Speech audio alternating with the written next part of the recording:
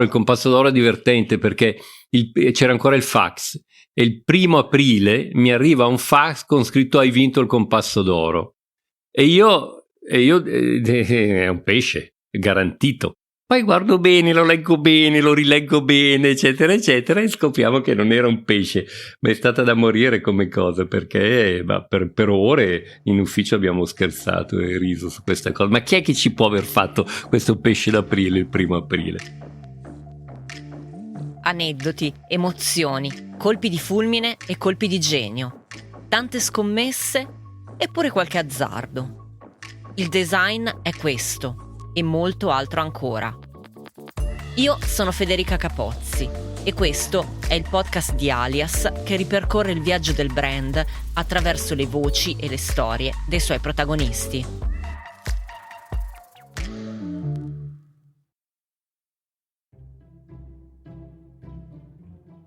La Leggera è una storia vecchissima ormai perché eravamo nel 90, sono adesso passati quanti? 30 anni, più di 30 anni. Alias di Renato Stauffacher e Rino Fratus, un alias che veniva dalla gestione Gismondi Forcolini e passa a una nuova proprietà. Loro vogliono dare un segno evidentemente, io volevo dare un segno della mia avventura che cominciava anche dopo 6 anni di lavoro da Mario Botta.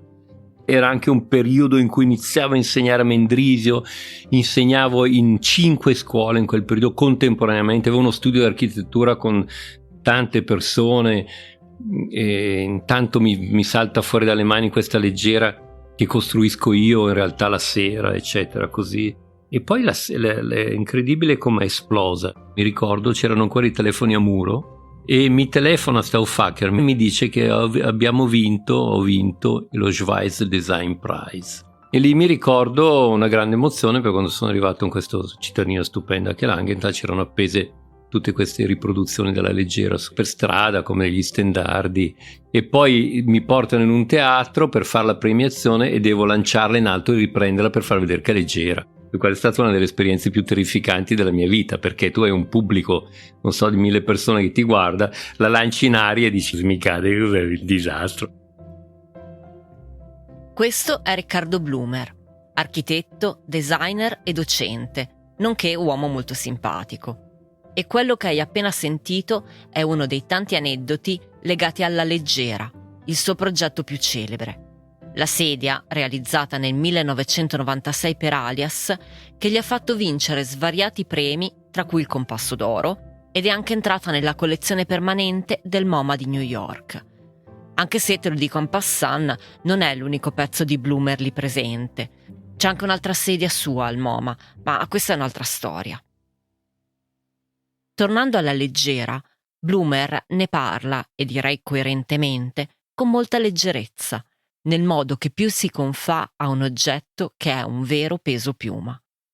Ma dietro a questa leggerezza di struttura e di spirito c'è uno sforzo progettuale, uno studio puntuale, quella ricerca di originalità che, ormai l'avrai capito ascoltando questo podcast, accomuna tutte le avventure targate Alias.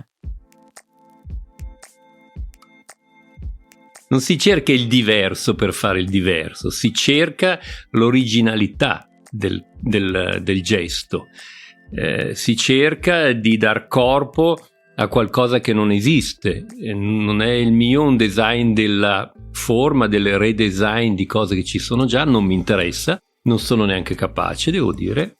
Io sono più intrigato, forse per la mia formazione di architetto, all'idea della costruzione dell'oggetto, quindi come lo costruisco e cosa metto in scena nella costruzione dal punto di vista statico, dei pesi, dei materiali, eccetera.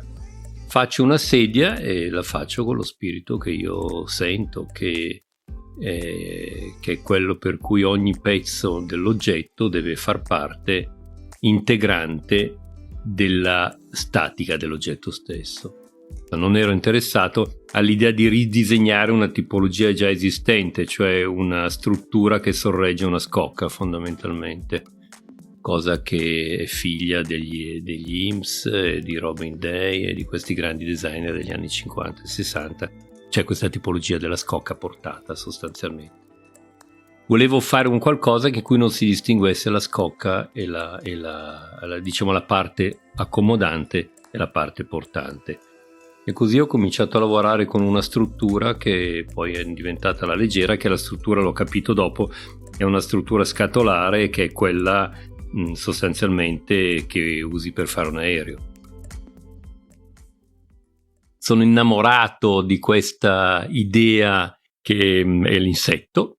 L'insetto ha lo scheletro fuori e noi abbiamo l'endoscheletro che è dentro. Noi abbiamo una massa che lo protegge, invece loro tutto quello che vedi dell'insetto è anche la sua struttura, no? È bello. Quello che la parte estetica è anche la parte strutturale. E la sedia è così, la sedia è una struttura vuota, qui sono arrivato un po' per volta, e poi ci abbiamo messo dentro gli ho messo dentro il poliuretano espanso, perché aveva questo problema che siccome io uso un legno di 1 millimetro, perché volevo usare il meno materiale possibile, a un colpo e si sfondava col colpo, e quindi il poliuretano ha la funzione di resistere ai carichi incidenti e incidentali.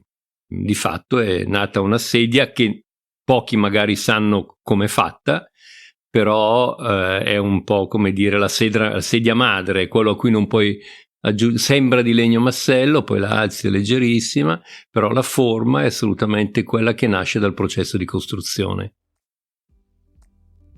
Si è potuto correggere un pochettino gli spessori, le forme, come dire, per renderla più accattivante, però è una sedia a cui non puoi dare un design diverso, perché è costruita così, non c'è alternativa.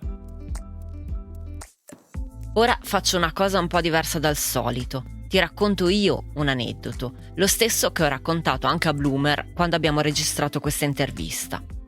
È una cosa che è successa quando sono stata a Grumello del Monte, negli uffici di Alias, per discutere la prima volta di questo podcast. Lo stabilimento produttivo si trova lì, nello stesso luogo, così prima di salire in ufficio mi hanno fatto fare un giro, mi hanno accompagnato a vedere dove nascono i prodotti, le sedie, i tavoli e ovviamente sì, anche lei, la leggera. Così ho incontrato Luigi, uno degli operatori specializzati che ogni giorno, da anni, tagliano, piegano, incollano, in sostanza danno forma e vita alla sedia progettata da Bloomer. È stato un incontro illuminante. Davvero, non sto esagerando. Sarà che i processi produttivi mi affascinano da sempre. Vedere come dal niente nascono gli oggetti per me è sempre stato meraviglioso. Ma la devozione e la cura di Luigi per la leggera mi hanno quasi commosso. Perché, anche se non è stato lui a inventarla in prima istanza, l'ha come adottata. E ogni la leggera che esce dalle sue mani è frutto dello stesso amore che lega l'artigiano alle sue opere. E di artigianalità, non a caso, mi parla anche Bloomer.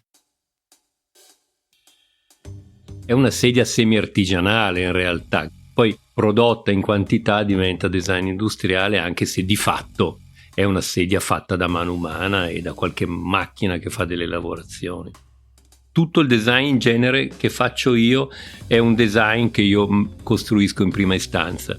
Quasi tutte le mie cose sono costruite con mezzi semplici, perché devono essere gestibili da me.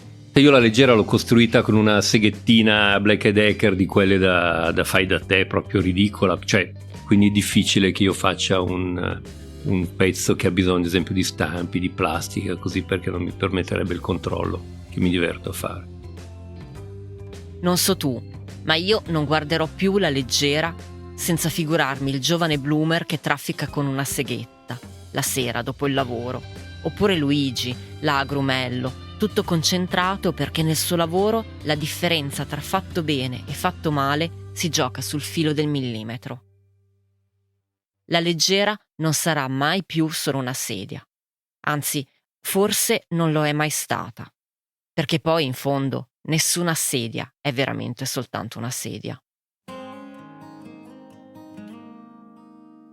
Per me è un grande gesto la sedia, è un grande corpo, è l'impronta dell'uomo, questo mi è sempre venuto più chiaro. Credo che sia un oggetto simbolico anche se non deve essere simbolo di niente, ma è senz'altro la nostra, è quell'oggetto che anche in assenza dell'uomo deve raccontarti come l'uomo sta al mondo, no?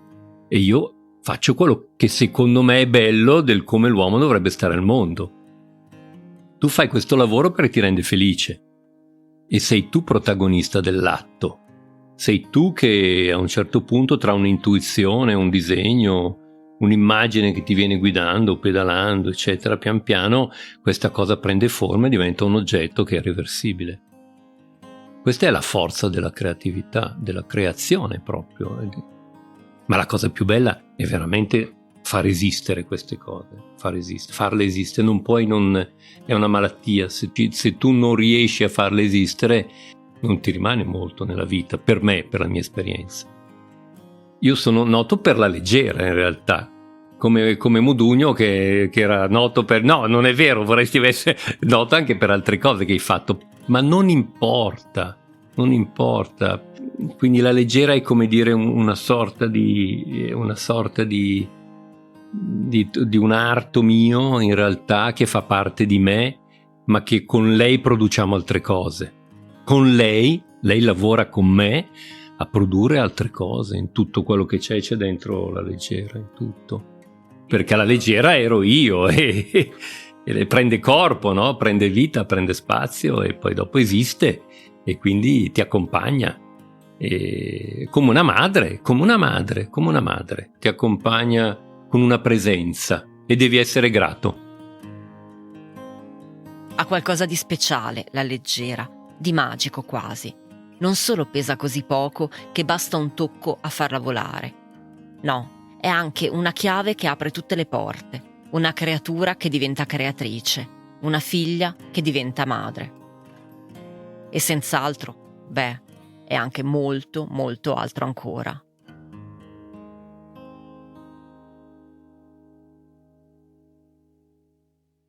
Hai ascoltato E molto altro ancora, il podcast prodotto da Alias per celebrare i 45 anni del brand. Testi e voce sono di Federica Capozzi. Montaggio e sonorizzazione a cura di Domenico Olivieri. Ringraziamo Riccardo Blumer per l'intervista. Se questo episodio ti è piaciuto, clicca segui per non perdere gli aggiornamenti. Valuta il podcast con 5 stelline e segui Alias su Instagram, dove lo trovi come alias.design.